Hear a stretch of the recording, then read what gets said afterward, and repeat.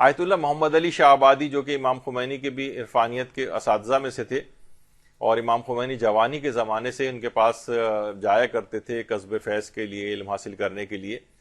تو وہ یہ فرماتے تھے کہ دعائے توسل کو اگر تم روزانہ پڑھنا شروع کرو گے تو روزانہ تمہاری زندگی میں ایسے نئی نئی خوشگوار تبدیلیاں تم دیکھو گے، ایک نئے دروازے تمہاری طرف کھلیں گے رحمتوں کے پروردگار کے، اگر تم روزانہ اس کو پڑھنا شروع کرو گے۔ یعنی روزانہ کی بنیاد پر دعائے توسل، یعنی اتنے بڑا عرفانیت کا حامل اور اتنے بڑے علم اور مقام معنوی کے اوپر پہنچا ہوا شخص وہ یہ کہہ رہا ہے کہ روزانہ دعائے توسل کا پڑھنا، یعنی آپ کو روزانہ کی یعنی ایک تو یہ ہوتا ہے کہ ہم شب بود یا مثلا شب جمعہ یا اس طرح سے ہم پڑھ رہے ہوتے ہیں، کہتے ہیں نہیں روزانہ دعائے توسل، تو اس کا بھی آغاز اسی رات سے ہی ہو جانا چاہیے۔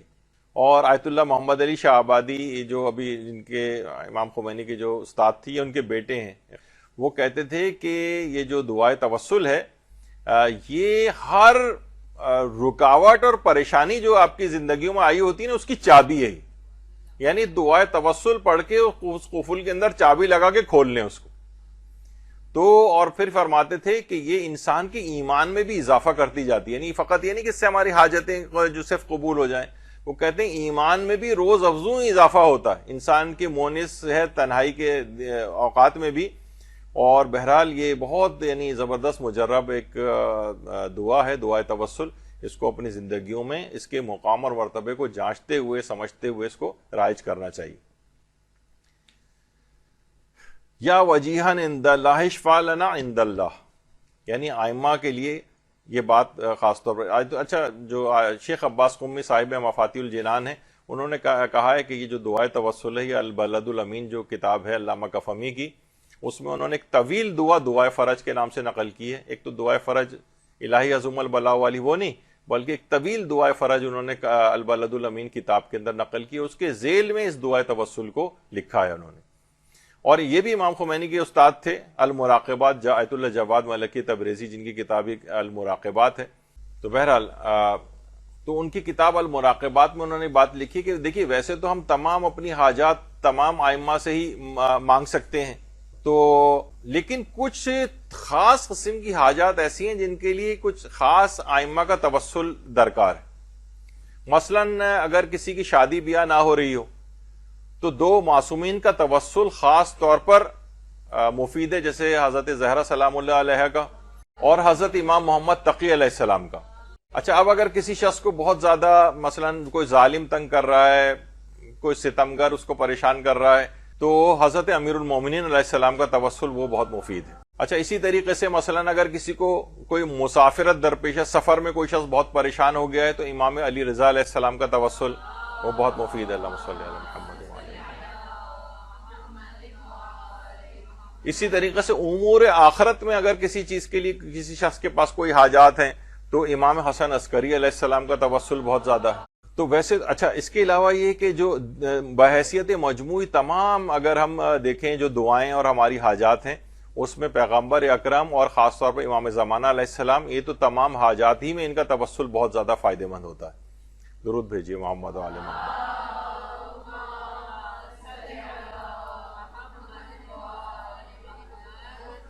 تو یہ انہوں نے لکھا ہے کہ ویسے تو تمام ہی ائمہ معصومین کا توسل ہے فائدہ مند، لیکن مخصوص حاجات کے لیے مخصوص، لیکن دعائے توسل میں تو سارے معصومین شامل ہو گئے،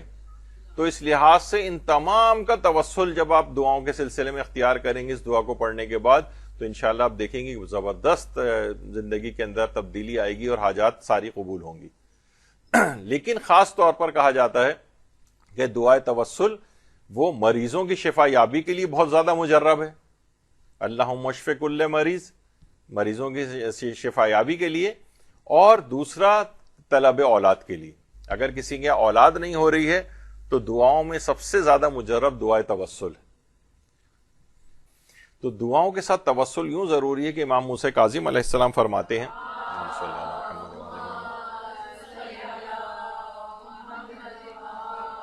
کہ جب بھی تمہیں کوئی حاجت درپیش ہو اس طرح سے کہو، اے اللہ میں تجھ سے حضرات محمد و آل محمد کے حق کا واسطہ دے کر سوال کرتا ہوں کیونکہ تیرے نزدیک ان کی بالا سے بالا شان ہے۔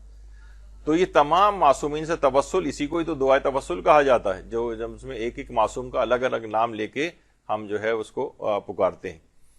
تو حضرت زہرا سلام اللہ علیہ نے بھی یہی چیز ارشاد فرمائی ہے کہ جو کچھ بھی آسمان اور زمین میں وہ اللہ کے تقرب کے وسیلے کی تلاش میں ہے، اللہ اور اس کی مخلوقات کے درمیان ہم اہل بیت نبی وسیلہ اور واسطہ ہیں۔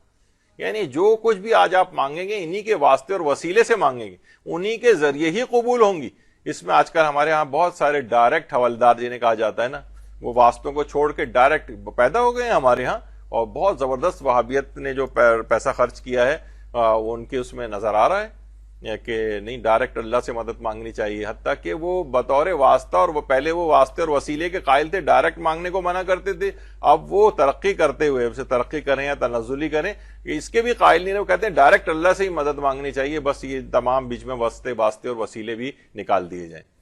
تو بہرحال ان کو ڈائریکٹ حوالدار اسی وجہ سے میں نے کہا۔ معجزہ قرار دیتے ہیں رہبر معظم دعائے توسل کو اور استغفار کو رد بلا کے لیے۔